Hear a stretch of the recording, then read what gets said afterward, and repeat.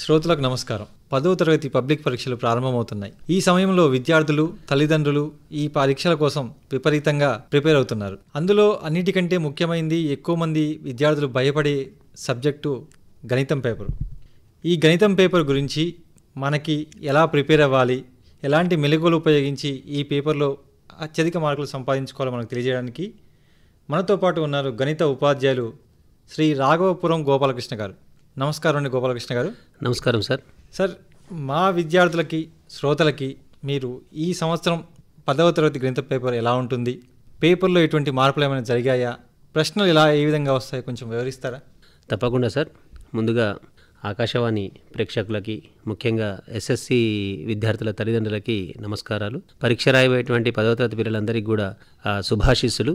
వాళ్ళు చక్కగా పరీక్షలు రాయాలని మేము కోరుకుంటున్నాను. అయితే గత సంవత్సరం వరకు మనకి జీపీఏ విధానం అనేది ఉండే. ఇప్పుడు మార్కులను ఆధారంగానే మనకు మార్కులు ప్రకటిస్తున్నారు. ఇది ఒక మార్పు గమనించాలి. గతంలో మనకి 2 పేపర్లు ఉంటుండే మ్యాథ్స్కి. కరోనా తర్వాత దీన్ని ఒక పేపర్గా మార్చారు. తర్వాత పిల్లలకి ఒకటేసారి 80 మార్కుల పేపర్ని వాళ్ళు అటెంప్ట్ చేయాల్సినటువంటి పరిస్థితి వచ్చింది. అయితే ఇక్కడ గమనించాల్సిన విషయం ఏంటంటే, పిల్లలందరూ కూడా దీన్ని ఈజీగా పాస్ కావచ్చు. గతంలో మనకు ఒక అవకాశం ఉండే, ఫస్ట్ పేపర్ మంచిగా రాయకుండా సెకండ్ పేపర్లో కొంచెం బాగా రాయొచ్చు అనే ప్రిపరేషన్కి అవకాశం ఉంటుండే. ఇది అలా కాకుండా ఒకేసారి ఒకే పేపర్ రాయాల్సి వస్తుంది 80 మార్కులకి. ఎందుకంటే ఈ సంవత్సరం మాత్రమే 20 మార్కులు ఇంటర్నల్ వరకు ఉంటుంది. వచ్చే సంవత్సరం నుంచి ఇంకా సంపూర్ణంగా 100 మార్కుల పేపర్ ఉంటుంది సార్. అయితే ఈ మన మ్యాథ్స్ పేపర్ అనేది ఒక 5 రకాల అకాడమిక్ స్టాండర్డ్ని బేస్ చేసుకొని మనకి ఇక్కడ ప్రిపేర్ చేయడం జరిగింది. అవేంటి అంటే, ప్రాబ్లమ్ సాల్వింగ్ ఒకటి, అంటే సమస్యల్ని సాధించడం. రెండోది ఏంటంటే రీజనింగ్ ప్రూఫ్స్, అంటే కారణాలు చెప్పడం, దానికి తగ్గట్టు నిరూపణలు చేయడం, వాటిని సూత్రీకరించడం, సాధారణీకరించడం అనే అంశాల మీద ప్రశ్నలు వస్తాయి. అదేవిధంగా కమ్యూనికేట్ చేయడం. కమ్యూనికేషన్ అంటే వ్యక్తపరచడం, అంటే మామూలుగా నిజ జీవితంలో ఉన్నటువంటి సందర్భాలని గణిత వాక్యాల రూపంలో అయితేనేమి, చిత్రీకరణ రూపంలో అయితేనేమి వాళ్ళు వ్యక్తపరచాలి. 4వ అంశం ఏంటంటే అనుసంధానం చేయడం. అంటే అనుసంధానం అంటే ఏంటంటే, ఒక చాప్టర్లో ఉన్నటువంటి అంశాలు ఇంకో చాప్టర్లోకి లింక్ చేయడం, లేదా ఒక చాప్టర్లో ఉన్నటువంటి అంశాలను తీసుకొని ఇంకో చాప్టర్కి అప్లికేషన్ చేయడం, అంటే మొత్తం ఇక్కడ సూత్రాలను అప్లికేషన్ చేయడం జరుగుతుంది. ఇంకోటి కమ్యూనికేషన్లో మ్యాక్సిమం ఏంటంటే, ఈ సూత్రాలు, అదేవిధంగా అందులో ఉన్నటువంటి పదజాలాలు, అందులో వాడినటువంటి పదాలు అన్నిటి మీద కూడా వాళ్ళు గ్రిప్ పెట్టుకొని ఉండాలి. ఎందుకంటే ఒక ఫార్ములాలో ఉన్నటువంటి టర్మ్స్ అనేవి అవి పర్టికులర్గా టెక్నికల్గా ఉన్నటువంటి సాంకేతికపరమైనటువంటి పదాలు కాబట్టి వాటిని ఖచ్చితంగా గుర్తుపెట్టుకోవాలి. ఎందుకంటే మ్యాథ్స్ అంటేనే ప్రాక్టీస్ చేస్తేనే అవి రెగ్యులర్గా గుర్తుంటాయి. ఇంకొక చివరి అకాడమిక్ స్టాండర్డ్ ఏంటంటే విజువలైజేషన్ అండ్ రిప్రజెంటేషన్, అంటే ఊహా చిత్రాలు గీయడం, గ్రాఫులు గీయడం, అదేవిధంగా ఇచ్చినటువంటి కొలతలను ఆధారంగా చేసుకొని ఈ 10వ తరగతిలో అయితే స్వరూప త్రిభుజాలు గీయడం, అదేవిధంగా ఒక వృత్తానికి బాహ్య బిందువు నుండి స్పర్శరేఖలను గీయడం, ఇవన్నీ కూడా అకాడమిక్ స్టాండర్డ్స్గా కిందికి వస్తాయి. అయితే ముఖ్యంగా ఏంటంటే, గణిత పరీక్షలో ఉన్నటువంటి అడిగే ప్రశ్నలు ఎలా ఉంటాయంటే, అసలు ఈ పిల్లవాడికి, ఒక 10వ తరగతికి వచ్చిన పిల్లవాడికి నిజ జీవితంలో సన్నద్ధమయ్యేందుకు అతను గణితంలో ఎన్ని మెలకువలు నేర్చుకున్నాడు, ఇప్పటి వరకు ఆయన నిజ జీవితానికి ఎంత అప్లికబుల్ చేసుకుంటుండు గణితాన్ని, రాబోయే జీవితంలో గణితం ఏ రకంగా నేర్చుకుంటాడు అనేది ఆయన అండర్స్టాండింగ్ లెవెల్ని టెస్ట్ చేయడానికే మ్యాథ్స్ పేపర్ అనేది ప్రిపేర్ చేయడం జరుగుతుంది. అయితే ఇక్కడ గమనించినట్లయితే అకాడమిక్ స్టాండర్డ్స్ ఆధారంగా మనకి ఈసారి 80 మార్కుల పేపర్ ఉంటుంది. ఇందులో పార్ట్ ఏ 60 మార్కులు, పార్ట్ బి వచ్చేసి 20 మార్కులు. పార్ట్ ఏలో మనం 2.5 గంటలకు చేయాలి. పార్ట్ బి అనేది 30 నిమిషాలు, అంటే అరగంటలో కంప్లీట్ చేయాల్సి ఉంటుంది. అంటే మొత్తం 3 గంటల్లో టైం లిమిటేషన్ ఉంటుందా? మొత్తం 3 గంటలు ఎలాగైనా చేయొచ్చా? లేదండి, ఫస్ట్ 2.5 గంటలు పార్ట్ ఏ, పార్ట్ బి ఇవ్వరు, పేపరే ఇవ్వరు. చివరి 12 గంటలకు, ఇప్పుడు ఉదాహరణకి 12 గంటలకు ఇస్తారు, 12:30 వరకు వాళ్ళు పూర్తి చేయాల్సి ఉంటుంది. సో ఇది మనకు 2 విభాగాలుగా పార్ట్ ఏ, పార్ట్ బి. ఒక ఇంగ్లీష్లో మాత్రం మొత్తం పార్ట్ ఏ, పార్ట్ బి ఒకటేసారి ఇస్తారు. మిగతా సబ్జెక్ట్లో పార్ట్ ఏ, పార్ట్ బి అనేది డిఫరెంట్ టైంలో ఇస్తారు.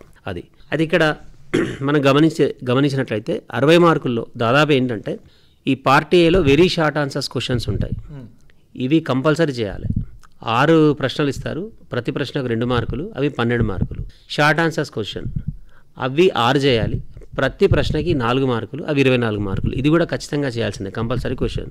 నెక్స్ట్ ఏంటంటే SA type question. SA type క్వశ్చన్లో 6 ప్రశ్నలు ఇస్తారు, అందులో కేవలం 6ట్లో 4కి చేయాల్సి వస్తుంది. అందులో ఒక్క దాంట్లో మాత్రమే మనకి ఏదైనా చాయిస్ ఆప్షన్ ఉంటుంది. 4 24 24 మార్క్స్ ఓవరాల్గా అవి ఒక 60 మార్క్స్. అంటే ఓవరాల్గా పేపర్ మనకి 72 ఇస్తాడు. మిగతా ఏమో బిట్ 1 మార్క్ బిట్ ఏమో మనకి 20 ప్రశ్నలు వస్తాయి. అందులో అది 30 నిమిషాల్లో చేయాల్సి వస్తుంది. మొత్తం మీద 80 మార్కులు గరిష్టంగా పిల్లవాడు ఈ క్వశ్చన్ పేపర్లో సాధించేటి 80 మార్కులు.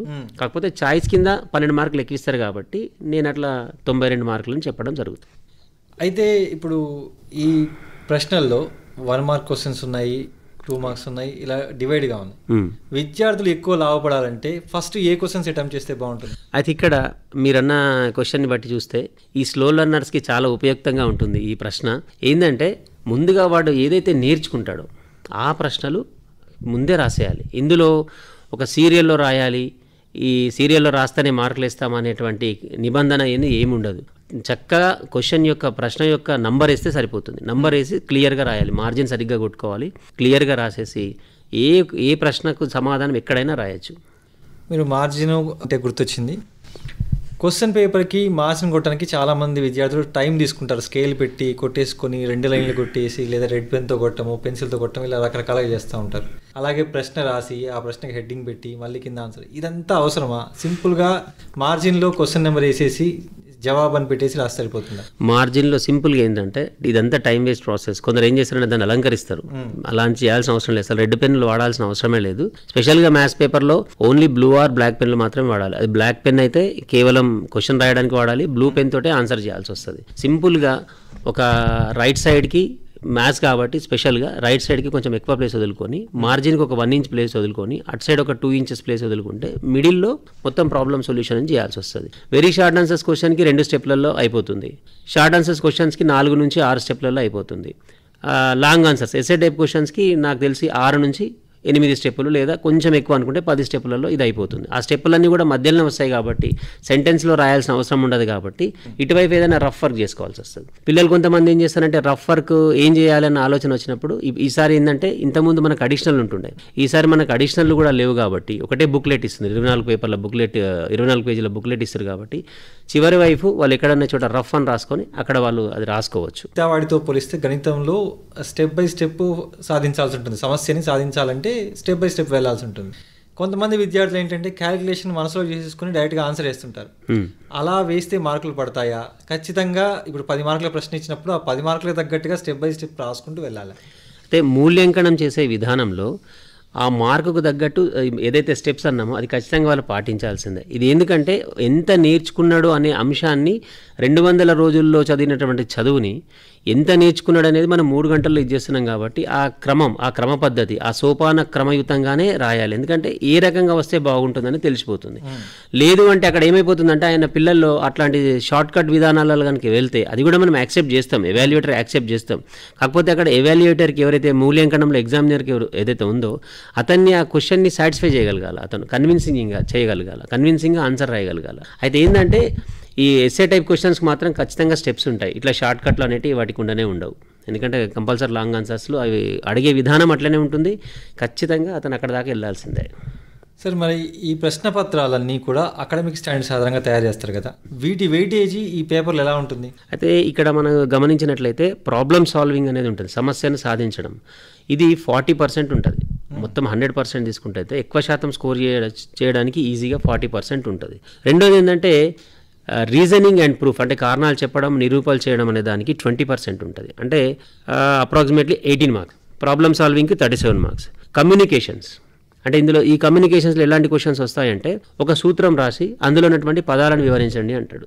ఇప్పుడు సాంఖ్యక శాస్త్రంలో ఒక సూత్రం ఉంటుంది, right the formula of mode and explain the each term of in that formula అని అడుగుతాడు. అంటే ఆ ప్రాబ్లంలో ఉన్న ఆ మోడ్లో ఉన్నటువంటి సూత్రం రాయాలి, సూత్రం రాసినటువంటి ప్రతిపదాన్ని వివరించాలి.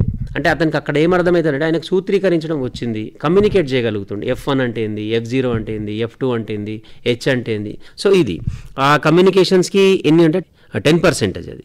నెక్స్ట్ కనెక్షన్స్కి 15% ఉంటుంది, అంటే అనుసంధానించడం. నెక్స్ట్ విజువలైజేషన్ అండ్ రిప్రజెంటేషన్స్కి, ఈ విజువలైజేషన్ రిప్రజెంటేషన్లో 3 రకాలుగా ప్రశ్నలు అడుగుతారు సార్. డ్రా ద డయాగ్రామ్స్ అంటాడు, డయాగ్రామ్స్ని దించండి అంటాడు, గ్రాఫ్స్ని డ్రా చేయమంటాడు, ఇంకోటి ఏంటంటే నిర్మాణ క్రమం అంటాడు, కన్స్ట్రక్షన్. డ్రా ద డయాగ్రామ్లో మనకి ఎట్లా ఉంటాయంటే ఒక స్పియర్ కానీ కోన్ కానీ అంటే ఘన పరిమాణమైన ఘనం దీర్ఘఘనం కానీ ఘనం కానీ శంకువు కానీ కోన్ కానీ క్యూబ్ కానీ క్యూబాయిడ్ కానీ స్పియర్ కానీ హెమిస్పియర్ కానీ ఇట్లాంటివి దించాల్సి వస్తుంది డ్రా ద డయాగ్రామ్స్లో. ఇంకో డయాగ్రామ్స్ ఏంటంటే వెన్ డయాగ్రామ్స్ అడుగుతాడు. అది వెన్ డయాగ్రామ్స్ పర్టికులర్గా అడుగుతూ ఉంటాడు. ఇంకొక అంశం ఏంటంటే ట్రిగ్నోమెట్రీ అప్లికేషన్స్లో ఎక్కువగా అడిగే అవకాశాలు ఉంటాయి. ఒక చిత్రాన్ని ఇస్తూ ఉంటాడు, సింపుల్గా ఒక చిన్న స్టోరీ చెప్తాడు. అక్కడ చిన్న స్టోరీ చెప్పి ఆ స్టోరీకి తగ్గట్టు చిత్రాన్ని గీయమంటాడు. విజువలైజేషన్ రిప్రజెంటేషన్లో అది ఒక 15 మార్క్స్ ఉంటాయి సార్ అవి. సో మొత్తం మీద ప్రాబ్లమ్ సాల్వింగ్ ఒక 37 మార్కులు, రీజనింగ్ ప్రూఫ్కి ఒక 18 మార్కులు, కమ్యూనికేషన్స్కి ఒక 9 మార్క్స్, కనెక్షన్స్కి ఒక 14 మార్క్స్, విజువలైజేషన్ అండ్ రిప్రజెంటేషన్కి 14 మార్క్స్, ఓవరాల్గా 92 మార్క్స్. అయితే అందులో మనం చాయిస్ కింద 2 ప్రశ్నలు వదిలిపెట్టేస్తే 80 మార్క్స్ అనేది మనము స్కోర్ చేయొచ్చు. అయితే ఈ 80 మార్క్స్లో కూడా మనకి ఇవి వచ్చేస్తాయి, ఏది part B questions 1 mark questions కూడా వచ్చేస్తాయి మనకు. సార్ అకాడమిక్ స్టాండర్డ్స్ ఆధారంగా తయారు చేసిన ఈ ప్రశ్నల్లో ఎగ్జాంపుల్స్ ఏమైనా తీసుకొని చెప్పగలరా? ఇలాంటి ప్రశ్నలు వస్తాయి? తప్పకుండా సార్. ఇప్పుడు మనము ప్రాబ్లమ్ సాల్వింగ్ తీసుకుందాం.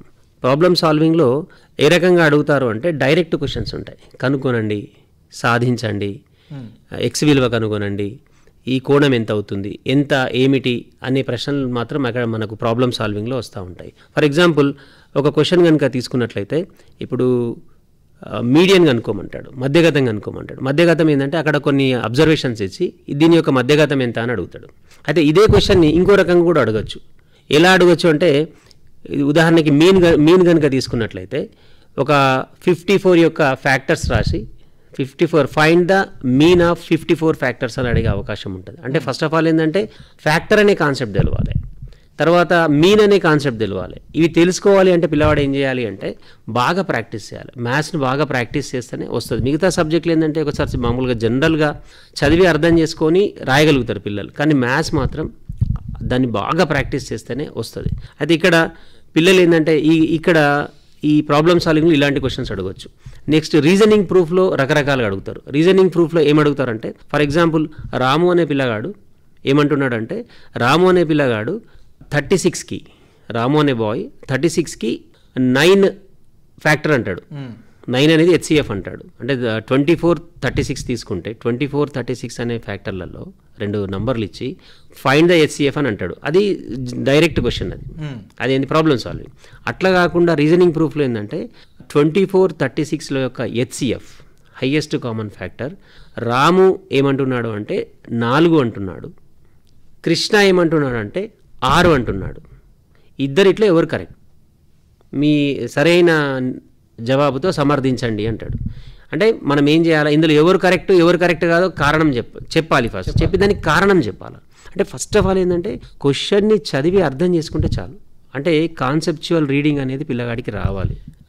ఆన్సర్ చేయాలంటే ఫస్ట్ ప్రశ్న అర్థం కావాలి. ప్రశ్న అర్థమైంది అనుకోండి, దానికి సంబంధించిన మ్యాటర్ అంతా మైండ్లో విజువలైజ్ అవుతూ ఉంటుంది, కనిపిస్తూ ఉంటుంది. అప్పుడు ఏమవుతుందంటే ఆ విజువల్ అయినప్పుడు దాన్ని కమ్యూనికేట్ చేయగలుగుతాడు. కమ్యూనికేట్ చేసి దానికి సరైనటువంటి సూత్రాన్ని ఎంచుకుంటాడు, పద్ధతిని ఎంచుకొని దాన్ని ముందుకెళ్తూ ఉంటాడు. ఇప్పుడు అదేవిధంగా రీజనింగ్ ప్రూఫ్లో మాకు 4 మార్కులకి 6 మార్కులకి ప్రశ్న వస్తుంది. అక్కడ సింపుల్గా ఏంటంటే ట్రిగ్నోమెట్రీ నుంచి ఎక్కువ అడుగుతూ ఉంటారు. √1 - sin θ / 1 + sin θ plus √1 - 1 + sin θ / 1 + cos θ = 1 + sin θ = 2 secant θ అనో ఇలా అని చెప్పేసి అడగడం జరుగుతూ ఉంటుంది. అంటే షో దట్ అని అడుగుతాడు, అంటే ఖచ్చితంగా నిరూపించండి అని అడుగుతాడు. అదేవిధంగా √2 + √3 అనేది ఒక ఇర్రేషనల్ నెంబర్, ఒక కరణీయ సంఖ్య నిరూపించుము అని చెప్పేసి అని అడుగుతాడు. ఇది రీజనింగ్ ప్రూఫ్లో. అదేవిధంగా కమ్యూనికేషన్లో సూత్రాలు, అంటే ఇవి జనరల్గా ఇవన్నీ నేర్చుకునే క్రమంలో ఇవన్నీ వచ్చేస్తూ ఉంటాయి. అంటే ఫర్ ఎగ్జాంపుల్ ఇప్పుడు ఇందులోనే ప్రాబ్లమ్ సాల్వింగ్లోనే ఒక ఏరియా ఇచ్చి ఒక లెంగ్త్, బ్రెడ్త్, హైట్ ఇచ్చేసి దానికి సంబంధించినటువంటి వాల్యూమ్ కనుక్కోమంటాడు. ఇది జనరల్గా ఫైండ్ అవుట్లో అంటే ప్రాబ్లమ్ సాల్వింగ్లో. అదే ప్రాబ్లమ్ సాల్వింగ్లో ఒక క్యూబాయిడ్ యొక్క వాల్యూమ్ ఫైండ్ అవుట్ చేయడానికి ఫార్ములా రాసి అందులో ఉన్నటువంటి టర్మ్స్ ఎక్స్ప్లెయిన్ చేయమంటాడు. ఇది కమ్యూనికేషన్. అంటే అదే దానికి సంబంధించిందే కానీ డిఫరెంట్గా క్వశ్చన్ అడిగే విధానం తేడా ఉంటుంది. అందుకే అవి స్టాండర్డ్స్ అన్నట్టు. సార్ అలాగే ఇప్పుడు మనం చూసినట్లయితే ఈ అన్నీ చేయాలంటే కూడా పిల్లలకి కొన్ని ఎక్విప్మెంట్స్ అవసరం. గణితం పేపర్ రాయడానికి వెళ్ళే విద్యార్థులు తమతో పాటు తీసుకెళ్లాల్సిన ఎక్విప్మెంట్స్ ఏంటి? ఖచ్చితంగా స్కేలు, జామెట్రీ బాక్స్ కంపల్సరీ ఉండాలి, ఎందుకంటే ఆయన కన్స్ట్రక్షన్స్ అవసరం అవుతూ ఉంటాయి. రెండోది ఏంటంటే అందులో పెన్సిల్ కంపల్సరీ ఉండాలి. ఇంకోటి గ్రాఫ్ గీసేటప్పుడు ఖచ్చితంగా పెన్సిల్ వాడాల్సి వస్తుంది. స్కేల్ అంటే గ్రాఫ్లో స్కేల్ వాడాల్సిన అవసరం లేదు. రఫ్ డయాగ్రామ్ గీయాల్సిన క్రమంలో కూడా ఎగ్జామినర్కి సాటిస్ఫై చేయాలంటే ఆ పిక్చర్ చిత్తు పటమైనా సరే దాన్ని కొంచెం పర్టికులర్ వేలో మనం చేయాల్సి వస్తుంది. ఫర్ ఎగ్జాంపుల్ ఇప్పుడు సిమిలర్ ట్రయాంగిల్ గీస్తూ ఉంటాం. సిమిలర్ ట్రయాంగిల్ గీసేటప్పుడు ఒక రఫ్ డయాగ్రామ్ గీసుకోవాలి. రఫ్ డయాగ్రామ్ గీసినప్పటికీ కూడా ఆయన చెప్పిన కొలతల్లో మనం అక్కడ మార్క్ చేయగలగాలి. అంటే ఎక్కడ అడుగుతున్నాడు, అల్పకోణం యాంగిల్ ఆఫ్ ఏంటంటే ఎక్కడ అడుగుతున్నాడు, అక్యూట్ యాంగిల్ ఎక్కడ అడుగుతున్నాడు, ఏబీ ఎంత ఇచ్చిండు, బీసీ సైడ్ ఎంత ఇచ్చిండు, సిఏ సైడ్ ఎంత ఇచ్చిండు, ఇవి గమనించాలి. ఇంకోటి ఏంటంటే ఆయన ఏ రేషియోలో అడుగుతున్నాడు, సిమిలర్ ట్రయాంగిల్ ఏ రేషియోలో అడుగుతున్నాడు అనేది ఒక చిత్తుపటంలో మనం చూపించగలగాలి. ఇప్పుడు సైన్స్ పేపర్లో డయాగ్రామ్కి ఉన్నంత ఇంపార్టెన్స్ మ్యాథ్స్ పేపర్లో కూడా ఉంటుందా? ఖచ్చితంగా. కేవలం డయాగ్రామ్ చూపిస్తే చాలా? ఎందుకంటే సార్ ఇందులో డ్రా ద డయాగ్రామ్లో రఫ్ ఎట్లైనా గీసుకోవచ్చు. దాని మామూలుగా వెన్ డయాగ్రామ్స్ కానీ ఈ ట్రిగ్నోమెట్రీ అప్లికేషన్స్లో కానీ ఎట్లైనా గీసుకోవచ్చు. కానీ గ్రాఫ్ విషయానికి వస్తే ఖచ్చితంగా ఖచ్చితత్వం పాటించాల్సి వస్తుంది. ఎందుకంటే పాయింట్ నుంచే వెళ్ళాల్సి వస్తుంది. ఆ యాక్సిస్ని పాయింట్ నుంచి వెళ్ళేటప్పుడు అది ఆ కర్వ్ జాగ్రత్తగా గీయాలి. సో అది కన్స్ట్రక్షన్లో కంపల్సరీ మెజర్మెంట్స్ ఉంటాయి. ఆ మెజర్మెంట్స్ ప్రకారమే గీయాల్సి వస్తుంది. ఎందుకంటే ఆ యాంగిల్ వాటి మధ్య ఉన్నటువంటి పర్పెండిక్యులర్ కానీ ప్యారలల్ లైన్స్లో మధ్య కానీ యాంగిల్స్ మనం అతని ఎగ్జామినర్ చాలా క్షుణ్ణంగా చూస్తూ ఉంటారు. అది డయాగ్రామ్ చూడగానే చెప్పేస్తారు. డయాగ్రామ్ కూడా వెయిటేజ్ ఉంటుంది ఖచ్చితంగా. ఎందుకంటే వాటికి 12 మార్కులు వస్తాయి. ఒకటి కన్స్ట్రక్షన్, రెండోది ఏంటంటే గ్రాఫ్. ఈ క్వశ్చన్లు కంపల్సరీ వచ్చే అవకాశాలు ఎక్కువ ఉంటాయి. అయితే ఈ గణితం పేపర్లో కంపల్సరీ వచ్చే క్వశ్చన్స్ అంటే పలాని అధ్యాయం నుంచి, పలాని సబ్జెక్ట్ నుంచి, టాపిక్ నుంచి ఖచ్చితంగా ఈ క్వశ్చన్స్ వస్తాయి, లేదా రావడానికి ఎక్కువ స్కోప్ ఉన్న క్వశ్చన్స్ ఏమని చెప్తారా? తప్పకుండా సార్. ఎందుకంటే మ్యాథ్స్లో పాస్ కావడం చాలా ఈజీ, టాప్ తెచ్చుకోవడం అనేది కొంచెం కష్టం. ఎందుకంటే సార్ మ్యాథ్స్ పేపరు 50% ఈజీ ఉంటుంది, 30% యావరేజ్ ఉంటుంది, 20% డిఫికల్టీ లెవెల్ ఉంటుంది. ఎందుకంటే ఈ మామూలుగా స్లో లెర్నర్స్ కోసమే 50% పేపర్ ఈజీ ఉంటుంది. కొంచెం వాళ్ళకంటే కొంచెం ఛాలెంజర్స్ ఉంటారు, కొంచెం వాళ్ళకంటే అబవ్ యావరేజ్ ఉన్న పిల్లల కోసం 80%. ఇక మంచి క్రీమ్ పిల్లల కోసం, స్టార్ పిల్లల కోసం అసలు వాళ్ళు ఎంత మ్యాథ్స్ నేర్చుకుంటారు, వాళ్ళు ఎంత ఇన్స్టింక్ట్ ఉంది, వాళ్ళు ఎంత కసి ఉంది అనేది తెలుసుకోవడం కోసమే 20% ట్విస్టింగ్ క్వశ్చన్స్ ఉంటాయి, ట్రిక్కీ క్వశ్చన్స్ ఉంటాయి, చాలా కన్ఫ్యూజ్ చేస్తూ ఉంటారు. సో ఫస్ట్ ఆఫ్ ఆల్ ఏంటంటే సార్ ఫస్ట్ ఏబి గ్రూప్ మేమైతే మా స్కూల్లో ఏబీసీ గ్రూప్గా విడగొట్టుకున్నాం, అంటే పిల్లల్ని విభజించుకొని. ఎందుకంటే ఇండివిజువల్ డిఫరెన్సెస్ ఉంటాయి కదా పిల్లల్లో. సో ఏబీ పిల్లలకి ఏంటి అంటే వాళ్ళు కంపల్సరీ అన్ని చాప్టర్స్ చేయాల్సిందే. ఇక స్లో లెర్నర్స్ మీద ఫోకస్ చేస్తే అంటే ఎవరికైనా సరే డ్యామ్ షూర్గా వచ్చే క్వశ్చన్స్ ఏంటి అంటే ఫస్ట్ చాప్టర్లో √2 + √3 అంటే ఇర్రేషనల్ నెంబర్ అని ప్రూవ్ చేయమని, లాగర్థం నుంచో కొన్ని ప్రాబ్లమ్స్ వస్తాయి. సెకండ్ చాప్టర్లో వెన్ డయాగ్రామ్స్ నుంచి కంపల్సరీ వస్తాయి, వెన్ డయాగ్రామ్స్ నుంచి క్వశ్చన్స్ వస్తాయి, లేదా సెట్ బిల్డర్ ఫామ్ నుంచి క్వశ్చన్స్ వస్తాయి సెకండ్ చాప్టర్లో. అంటే ఏ పిల్లగాడైనా సరే పర్ఫెక్ట్గా పాస్ కావాలంటే first chapter, second chapter, third chapter థరోగా ఉండాలి. Next 6th and 7th chapter ఇటు వస్తే 12th chapter, 13th chapter, 14th chapter. అంటే ఈ దాదాపు ఈ ఒక 8 చాప్టర్లు ఉన్న 14 చాప్టర్లలో 8 చాప్టర్లు థరో అయితే మొత్తం కంప్లీట్గా అందున్నటువంటి సింప్లిఫికేషన్స్ కానీ, ఆ మెథడ్స్ కానీ, ఆ ఫార్ములాస్ కానీ బాగా థరోగా నేర్చుకుంటే అతను ఈజీగా 50 మార్క్స్ క్రాస్ కావచ్చు. మేము ఏం చేస్తామంటే ఫస్ట్ ఈ చాప్టర్స్ పైన ఈ పిల్లలకు టాస్క్ ఇస్తాం. ఇప్పుడు గ్రాఫ్లు ఏ రకమైనటువంటి గ్రాఫ్ ఇచ్చినా కూడా గ్రాఫ్లు 2 రకాలు ఉంటాయి సార్. పాలినామియల్స్ గ్రాఫ్స్ ఉంటాయి, అదేవిధంగా linear equations, pair of linear equations and 2 variables అని, అందులో కూడా గ్రాఫ్స్ వస్తాయి. అందులో కండిషన్స్ నేర్పిస్తాం. అవి కంపల్సరీ క్వశ్చన్స్ కాబట్టి అంటే ఏ రకంగా ప్రశ్న అడిగినా కూడా అట్లా తయారు చేస్తాం, ఖచ్చితంగా క్వశ్చన్స్ కాబట్టి. ఇంకోటి 14th చాప్టర్లో స్టాటిస్టిక్స్లో ఖచ్చితంగా మీడియన్ గ్రాఫ్ వస్తుంది, ఓజీవ్ కర్వ్ వస్తుంది, అది కంపల్సరీ గీయాల్సింది. ఇప్పుడు ఎందుకంటే ఇంతకుముందు చాలా కఠినంగా ఉంటుండే, ఇప్పుడు చాలా తగ్గిపోయింది. Ogive curve, S type curve అంటారు, అది less than, more than ogive curve, less than ogive curves ఉంటాయి. అందులో నుంచి మీడియన్ ఫైండ్ అవుట్ చేయడం ఉంటుంది, అది 6 మార్క్స్కి వస్తుంది. సో అందులోనే స్టాటిస్టిక్స్లోనే ఒకవేళ ఓజీవ్ కర్వ్ అడిగితే 6 మార్క్స్ అది అడిగితే 4 మార్క్స్కి ఇంకో క్వశ్చన్ అడగచ్చు, 1 మార్క్ అడగచ్చు, 2 మార్క్స్ అడగచ్చు. ఎక్కువ స్కోపు మనకు స్టాటిస్టిక్స్. ఇంకా అట్లనే ప్రాబబిలిటీ అయితే ఓన్లీ ఒకటే ఫార్ములా ఉంటుంది. Probability of an event is equal to number of favourable outcomes by total possible outcomes అని ఇంతే ఉంటుంది. సో దాని మీద వాళ్ళు ఫోకస్ చేస్తే సరిపోతుంది. 12th చాప్టర్ అంటే సింపుల్ ట్రిగ్నోమెట్రీ మీద ఏంటంటే బొమ్మ గీస్తే వాటికి ఒక 2 మార్క్స్ ఈజీగా పడతాయి. 6 మార్క్స్ దాంట్లో ఆ క్వశ్చన్ని చదివి అర్థం చేసుకొని ఒక బొమ్మ గీస్తే మినిమం ఒక 2 మార్క్స్ అన్న పడే అవకాశాలు ఉంటాయి. అంటే ఖచ్చితంగా ఈ చాప్టర్లు ఇవి చేస్తే మాత్రం ఖచ్చితంగా పిల్లలకి మార్క్స్ వచ్చే అవకాశం ఉంటుంది సార్. మార్క్స్ అంటే ఒక విషయం, కొంతమంది మీరు అన్నట్టుగా స్లో లెర్నర్స్ ఉంటారు. ఎగ్జామ్ హాల్లోకి వెళ్ళిన తర్వాత కొన్నిసార్లు ప్రశ్న అర్థం కాకనో లేకపోతే ప్రాబ్లమ్ సాల్వ్ చేస్తున్నప్పుడు ఎక్కడో కన్ఫ్యూజన్లో స్టక్ అయిపోతారు. అటువంటి పరిస్థితుల్లో ఆ విద్యార్థులు ఏం చేయాలి? ఆ ప్రశ్న అక్కడితో వదిలేసి వచ్చిన ప్రశ్నకు వెళ్ళిపోవాలా, లేకపోతే ప్రతి ప్రశ్నని అటెంప్ట్ చేసుకుంటూ వెళ్ళాలా, లేకపోతే ఆ వచ్చిన ప్రశ్న పర్ఫెక్ట్గా రాయాలా? అయితే ఇది మంచి ప్రశ్న. చాలామంది పిల్లలు ఎందుకంటే ఎంత ఉత్సాహంగా పోయినప్పటికి కూడా పిల్లలు ఎంతో కొంత ఆందోళన ఉంటుంది. సరిగ్గా ప్రిపేర్ కాకనో, సరిగ్గా చాప్టర్ చూడలేకనో, లేదా నేను ఆ చాప్టర్ చూడలేదు అన్న బెంగ అనేది మిగతా చాప్టర్ మీద కమ్మేస్తుంది. సో పిల్లవాడు ఏం చేయాలంటే ఫస్ట్ వచ్చిందల్లా చేసేయాలి. క్వశ్చన్ చూడగానే అర్థమైంది అంటే ఆ ప్రాబ్లం చేసేయాలి. ఫస్ట్ వచ్చిందని చేసేసిన అనుకోండి, నెక్స్ట్ కొంచెం దీర్ఘంగా ఆలోచించి చేస్తే ప్రశ్నలు ఉంటాయి.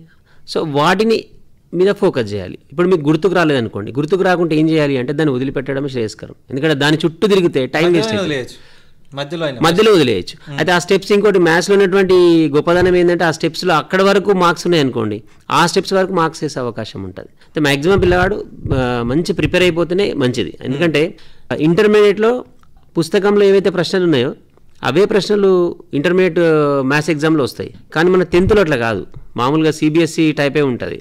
అప్లికేషన్ ఆ క్వశ్చన్ని డిఫరెంట్గా రకరకాలుగా అడిగే విధానంలో ఉంటుంది అన్నట్టు. ఇప్పుడు for example direct question sin square theta plus cos square theta = 1 అయితే sin theta ఏంటి అని అడుగుతాడు. అప్పుడు మనం sin theta = 1 - √1 - cos square theta అని చెప్పొచ్చు. ఇప్పుడు కొత్తగా అడుగుతున్నాడు ట్విస్ట్, అంటే ఎంత నేర్చుకుంటా అనేది. tan thetaని sin thetaలో ఎక్స్ప్రెస్ చేయమనడం, sin thetaని tan thetaలో ఎక్స్ప్రెస్ చేయమనడం, cosec thetaలో ఎక్స్ప్రెస్ చేయమనడం, అంటే డిఫరెంట్ వేలో అడుగుతూ ఉన్నాడు.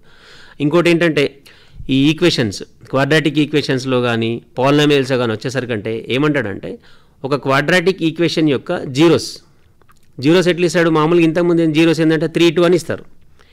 ఇప్పుడు అట్లా ఇవ్వడం లేదు, కొంచెం ట్రిక్కీ చేస్తున్నాడు, కనెక్ట్ చేస్తున్నాడు. ఏమంటున్నాడు అంటే log 8 to the base 2, ఒక zero log 8 to the base 2, ఇంకొక zero log 49 to the base 7 అంటాడు. వాడికి ఏంటంటే ఇది కూడా తెలిసి ఉండాలి. ఇది ఫస్ట్ చాప్టర్లో థరోనెస్ వస్తేనే వస్తుంది, లాగర్థమ్స్. ఎందుకంటే log 8 to the base 2 అంటే అది దాన్ని సింప్లిఫికేషన్ చేస్తే 3 వస్తుంది. log 49 to the base 7 అంటే సింప్లిఫికేషన్ చేసుకుంటే 2 వస్తుంది. అంటే 3, 2 అంటే డైరెక్ట్ క్వశ్చన్స్ కాకుండా ఇండైరెక్ట్ క్వశ్చన్స్ ఎక్కువ వస్తాయి విద్యార్థుల సామర్థ్యాన్ని పరీక్షించడం కోసం. అంతే. ఇప్పుడు ఇక్కడ జరుగుతున్నది మ్యాథ్స్ ఎగ్జామ్ అంటేనే దాన్ని బేస్ చేసుకొని ఇస్తారు. ఇంకోటి ఏంటంటే పర్టికులర్గా ఈ చాప్టర్లకి వెళ్ళే వస్తాయి అని కాకుండా ఈ చాప్టర్లు మాత్రం ఖచ్చితంగా స్పృశిస్తారు. ఎందుకంటే 50% ఈజీని మెయింటైన్ చేయాలి కాబట్టి పిల్లలు వీటి మీద ఈజీ ఉంటుంది సింప్లిఫికేషన్లో. మీరు అంటున్నారు 14 చాప్టర్లు ఉన్నాయి, గణితం పేపర్లు ఉన్నారు. ఈ ప్రశ్నపత్రం తయారు చేసే నిపుణులు 14 చాప్టర్ల నుంచి ప్రశ్నలు వచ్చే విధంగా చూస్తారా? అలా అని ఖచ్చితంగా రావాలని ఏం లేదా? అలా ఏం లేదు సార్. కొన్నిసార్లు కొన్ని చాప్టర్లు వాళ్ళు పరిగణలోకి తీసుకోరు. అంటే డిఫరెంట్. ఎందుకంటే ప్రశ్నపత్రం తయారు చేసే నిపుణులు ఏం చేస్తారంటే దాదాపు ఒక 7-8 మందితో చేయిస్తారు అక్కడ స్టేట్ లెవెల్. అంటే ప్రతి జిల్లా నుంచి కూడా ఇప్పుడు మేము కూడా ప్రశ్నపత్రాల తయారీకి మనము హోమ్ ఎగ్జామ్స్, డిస్టిక్ DCEవి పెట్టిన ఎగ్జామ్స్కి మేము కూడా వెళ్తూ ఉంటాం. మేము అకాడమిక్ స్టాండర్డ్స్ ఆధారంగా చేస్తూ ఉంటాం. అట్లనే ఇక్కడ సీనియర్ మోస్ట్ టీచర్స్ ఎవరైతే ఉన్నారో ప్రతి ఒక్క జిల్లా నుంచి ఒక పేపర్ని పంపిస్తాం మేము ఫస్ట్ వాళ్ళ వెరిఫికేషన్ కోసం. అవన్నీ చాలా సీక్రెట్గా చేస్తూ ఉంటారు సార్. అది అయితే వాళ్ళకి ఏంటంటే వీటిని బేస్ చేసుకునే చేయమని చెప్తాం. ఇంకోటి ఏంటంటే గవర్నమెంట్ నుంచి కూడా స్ట్రిక్ట్గా చెప్తారు, మీరు మంచి టాప్ లెవెల్ ఉన్న పిల్లవాడిని కాదు, మామూలుగా మారుమూలలో ఉన్నటువంటి ఒక సాధారణ పిల్లవాడిని దృష్టిలో పెట్టుకొని పేపర్ తయారు చేయండి అని చెప్పేసి విషయ నిపుణులకి ముందే చెప్పేస్తారు. సో దాన్ని బేస్ చేసుకొని వాళ్ళు తయారు చేయడం జరుగుతుంది సార్. సార్, మీరు స్కూల్లో విద్యార్థులను చాలామందిని చూసుంటారు, ఎన్నో సంవత్సరాలుగా పిల్లలకి చెప్తున్నప్పుడు మీరు అబ్జర్వ్ చేస్తుంటారు కదా, చాలామంది పిల్లలు మ్యాథ్స్ ప్రాబ్లం చేసేటప్పుడు కొన్ని రకాల పొరపాట్లు చేస్తారు. మీరు ఎక్కువగా చూసిన పిల్లలు చేసే పొరపాట్లు ఏంటి, వాటిని ఎలా సాల్వ్ చేసుకోవచ్చో చెప్తారు. మ్యాక్సిమం సార్ పిల్లల్లో ఎక్కువ పొరపాట్లు చేసేది ఏంటంటే ఈ గుర్తులు గుర్తించడంలో, గుర్తులు పెట్టడంలో, గుర్తులను మల్టిప్లై చేయడంలో, ఇంకోటి ఏంటంటే వాటిని డివైడ్ చేయడంలో, మళ్ళీ ఇంకోటి ఏంటంటే ఫ్యాక్టరైజేషన్ చేసే క్రమంలో, ఇంకొకటి ఈ ఫ్రాక్షన్స్ని అడిషన్ ఆఫ్ ఫ్రాక్షన్స్ అంటే భిన్నాలను కూడడం, తీసివేయడం, భిన్నాల యొక్క గుణకారం, భాగాహారం ఇక్కడ పోగొడతారు పిల్లలు. జనరల్గా కొంతమంది పిల్లలు ఏం చేస్తారంటే ఒక ఫార్ములాని తీసుకుంటారు, ఫార్ములాలో వాల్యూస్ను సబ్స్టిట్యూట్ చేసిన తర్వాత సింప్లిఫికేషన్లో చాలా తప్పులు చేస్తూ ఉంటారు. అది చాలా ప్రాబ్లం అవుతుంది సార్. ఫర్ ఎగ్జాంపుల్ మొన్ననే మా స్కూల్లో బాబు మంచి పిల్లవాడు, వాడు కొంచెం స్లో లెర్నర్, కొంచెం పికప్ అవుతున్నాడు. వాడికి కొన్ని టెక్నిక్స్ చెప్పినప్పుడు అది అవాయిడ్ చేసిండు. అయితే అయినా సరే -4 అప్లై చేసిండు, x² లో -4 అప్లై చేసిండు. -4 అప్లై చేసినప్పుడు ఆ ఎక్స్ స్క్వేర్లో -4 సబ్స్టిట్యూట్ చేసినప్పుడు అది -4 × -4 అనేది వాడికి తెలుసు, అయినా దాన్ని -16 అని రాసిండు. -4 × -4 అంటే మైనస్ ఇంటూ మైనస్ ప్లస్ అనే కాన్సెప్ట్ వాడికి తెలుసు, కానీ ఆడ పొరపాటులో ఆ తొందరపాటులో 16 + 16 అని -16 అని రాశారు కంటే అది పాయింట్ వస్తలేదు వాడికి, అట్లా కన్ఫ్యూజ్ అయిపోయాడు. ఇట్లా కన్ఫ్యూజ్ అయ్యే పిల్లలు ఏం చేయాలి అంటే నేను ఎక్కడ తప్పు చేసినా లెంకద్దు, ఆ ప్రాబ్లం అక్కడనే వదిలేసి సింపుల్గా కొట్టేసి రాంగ్ అని రాసి ఇంకో చోట చేస్తే సరిపోతుంది. ఆ క్వశ్చన్ కొట్టేయచ్చు. ఏమో ఎగ్జామినర్ ఏం ఫీల్ కాడు దాన్ని. సార్ ఇప్పుడు ఇదే ప్రశ్న మనం ఎగ్జామ్లో రాసేటప్పుడు పాటున అంటే బై మిస్టేక్ మొత్తం క్యాలిక్యులేషన్ చేసి ఎక్కడో ఆన్సర్ ప్లస్ రావాల్సిన చోట మైనస్ వేసాడు అనుకోండి, మొత్తం ఆన్సర్ తప్పవుతుందా? కాదు, ఆన్సర్ తప్పయ్యాడు. ఎక్కడైతే తప్పు ఉందో అక్కడ నుంచే దానికి మైనస్ చేస్తారు మార్క్స్. ఫర్ ఎగ్జాంపుల్ 6 మార్కుల ప్రశ్న, లాస్ట్ చివరి 2 స్టెప్పులు రాంగ్ చేశాడు. ఏం చేశాడంటే చూస్తాడు, ఎవాల్యుయేటర్ చూసి ఆయన కూడా ఏంటంటే ఒక మామూలుగా హ్యుమానిటీ గ్రౌండ్లో ఒక 1/2 మార్క్ అట్లా తక్కువ చేయడం, కానీ స్ట్రిక్ట్గా ఉంటే 1 మార్క్ పోతుంది, హ్యుమానిటీ గ్రౌండ్లో అయితే 1/2 మార్క్ పోతుంది సార్ కంపల్సరీ. ఎందుకంటే దాన్ని కంపల్సరీ మళ్ళీ ఎందుకంటే చీఫ్ ఎగ్జామినర్ చూస్తారు దాన్ని, మళ్ళీ క్యాంప్ ఆఫీసర్ చూస్తారు. ఎందుకంటే మనం మార్క్స్ అవార్డింగ్ చేసేటప్పుడు పేపర్ మళ్ళీ మన ఫ్యూచర్లో మళ్ళీ ఇబ్బంది కలగకుండా ఉండాలి కాబట్టి, ఎందుకంటే ఇవన్నీ పబ్లిక్ ఎగ్జామ్స్ కాబట్టి మళ్ళీ ఏదైనా తప్పైంది అనుకో, ఒక పిల్లవాడు ఏం చేస్తాడంటే ఖచ్చితంగా నాకు ఇన్ని మార్కులు రావాల్సి వస్తుంది, మరి నాకు ఇన్ని మార్కులు నాకు దాదాపు ఒక మ్యాథ్స్లో నాకు 80కి 80 రావాలి, కానీ నాకు 72 73 వచ్చినాయి. ఎందుకు వచ్చినాయి? నేను మళ్ళీ రీవాల్యుయేషన్ పెట్టుకుంటాను అనే అవకాశాలు ఉంటాయి. అప్పుడు అలా దొరికితే కంపల్సరీ ఆయనను పనిష్మెంట్కి లోన్ అవుతాడు కాబట్టి చాలా జాగ్రత్తగా ఇవాల్యుయేట్ చేస్తారు. అంటే ప్రతి స్టెప్కి అతనికి మార్క్ అవార్డ్ అనేది ఉంటుంది. ఎంత మటుకు కరెక్ట్ చేస్తే అంత మటుకు మార్క్స్ పడతాయి సార్. సార్ మీ స్కూల్లో ఒక్కొక్క విద్యార్థి ప్రతిభా పాఠాలు ఒక్కో రకంగా ఉంటాయి సార్. ఈ విద్యార్థి ప్రతిభా పాఠాలను బేస్ చేసుకొని మీరు ఎటువంటి టాస్క్లు కానీ వాళ్ళకి ఎటువంటి ప్రోగ్రామ్స్ కానీ కండక్ట్ చేస్తున్నారు వాళ్ళని ఇంప్రూవ్ చేయడానికి? సార్ ప్రజెంట్ అయితే మేము మన నిజామాబాద్ జిల్లాలో దాదాపు జనవరి 26 తర్వాత మన డిఓ గారు స్పెషల్గా ఫోకస్ చేసి అప్పటి వరకు సిలబస్ అందరితో కంప్లీట్ చేయించి ఆ రోజు నుంచి ఈ రోజు వరకు దాదాపు వాళ్ళు వివిధ రకాల గ్రాండ్ టెస్ట్లని, ప్రీ ఫైనల్ టెస్ట్లని, ఓన్లీ సబ్జెక్ట్ టెస్ట్ అని, టాపిక్ టెస్ట్లని, ఇవన్నీ రకరకాలుగా టెస్టులు పెట్టించారు. టెస్ట్ పెట్టించే క్రమంలో పిల్లలు ఎక్కడెక్కడ తప్పు చేస్తున్నారు అనేది మాకు తెలిసేసరికి అంటే మేము ఏం చేస్తున్నామంటే ఏబీసీ పిల్లలు ఉన్న వాళ్ళకి వాళ్ళ స్థాయికి తగ్గట్టు ఏ గ్రేడ్ పిల్లలకి కొంచెం డిఫరెంట్ క్వశ్చన్స్ వేరే చోట వేరే జిల్లాల నుంచి వచ్చినటువంటి పేపర్లను తీసుకొని అలా టఫ్ క్వశ్చన్స్ అని వాళ్ళకి ఇవ్వడం, ఏబీ గ్రూప్ వాళ్ళకి అట్లా ఇవ్వడం. సి గ్రూప్ వాళ్ళకి ఏం చేస్తున్నామంటే వాళ్ళకి వర్క్షీట్లు ఇస్తున్నాం సార్ మేము. వర్క్షీట్లు ఏంటంటే వాళ్ళకి ఏంటంటే ఇప్పుడు వాడికి ఏ గ్రూప్ పిల్లగాడికి ఒక చాప్టరు 2 రోజులలో కంప్లీట్ చేయాలన్నాం అనుకోండి, ఈ సి గ్రూప్ పిల్లగాడికి మేము ఏం చేస్తున్నామంటే ఇండివిజువల్ డిఫరెన్స్ ప్రకారం అతనికి నేను ఒక 4 days 5 days టాస్క్ ఇస్తాను. ఆ కాన్సెప్ట్ వాడికి వచ్చిందాక అంటే ఎక్కువ ఇవ్వను, మళ్ళీ ఆ కాన్సెప్ట్ వచ్చిందాక దానిపైన నేను టాస్క్లు ఇస్తాను.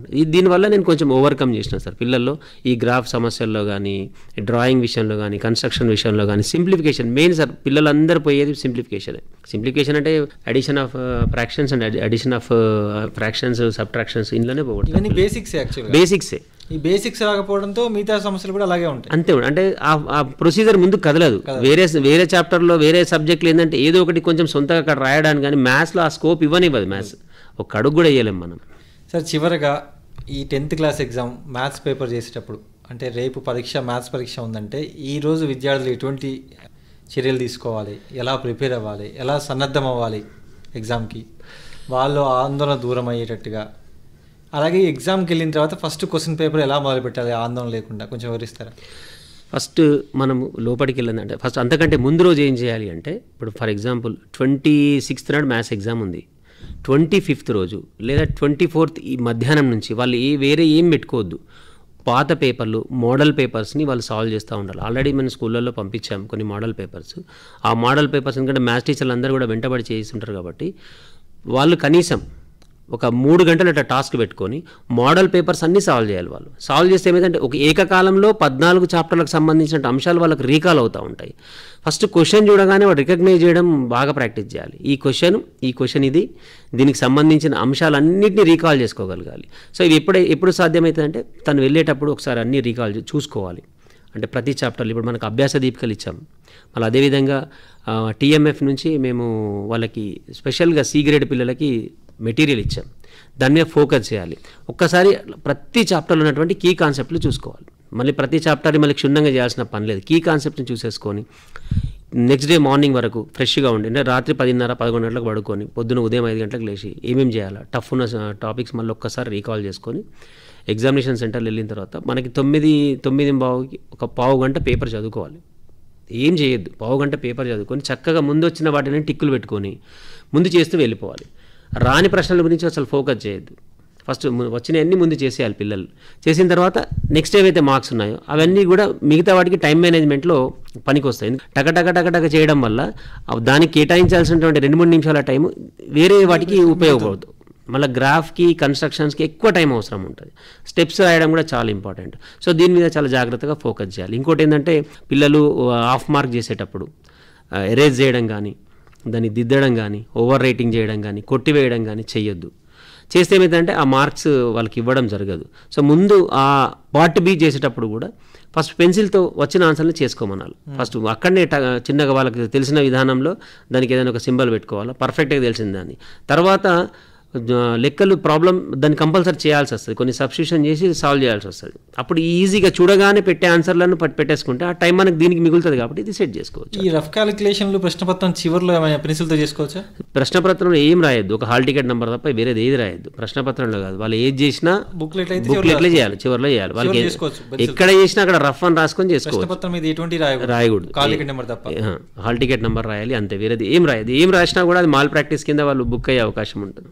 ఈసారి ఇంకోటి ఏంటంటే ఇప్పుడు ప్రశ్నపత్రం ఆన్సర్ సమాధాన ప్రశ్న క్యూఆర్ కోడ్తో నిండి ఉంది. దాన్ని ఏం చేసినా కూడా దానికి సంబంధించినటువంటి ఇన్ఫర్మేషన్ అంతా క్యూఆర్ కోడ్ ప్రకారం వెళ్ళిపోతుంది.